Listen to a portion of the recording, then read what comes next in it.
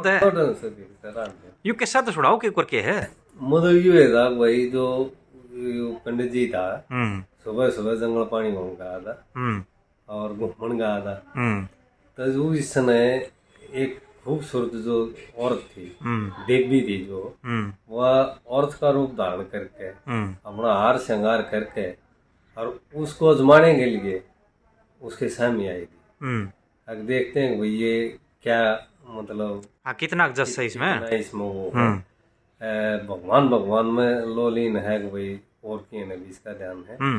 तो जब उसने उसको वो कराया था, उसको श्यामी आई, तो उसने पंडित जी ने जब कुछ भी नहीं दिखा ना, तो वो उसके पाया कहना मतलब हाथ कराया था पंडित जी ने।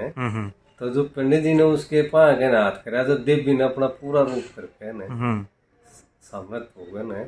और जब उसने मतलब वो उसको वरदान दिया था, जा भाई जब भी तक तो मुंह पाओगा ना कितने भूल जाएगा, ऊपर न मुंह करेगा ना, मुंह वा रागा।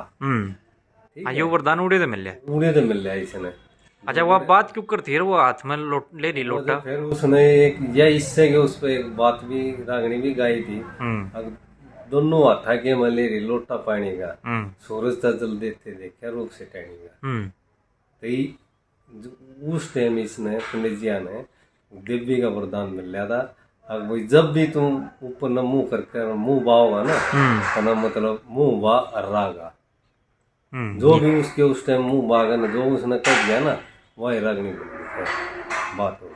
जो बड़े बड़े बताओ है हमने सुन रखे वही। हाँ जी, बस इतना ही। हाँ या बुजुर्गों की बताई हुई बात है। बताइए। अच्छा एक अपना परिचय और दे दो जी छोटा सा।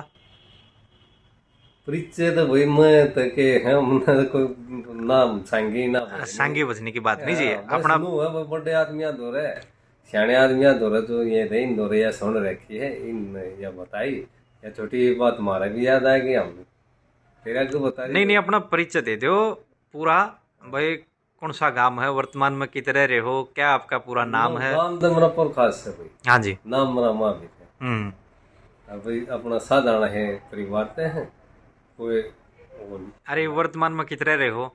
वर्तमान में तो भाई सोनीपत में रह रहा हूँ मैं, शास्त्री कॉलोनी। शास्त्री कॉलोनी गली नंबर 4। तो ये बात थी वो।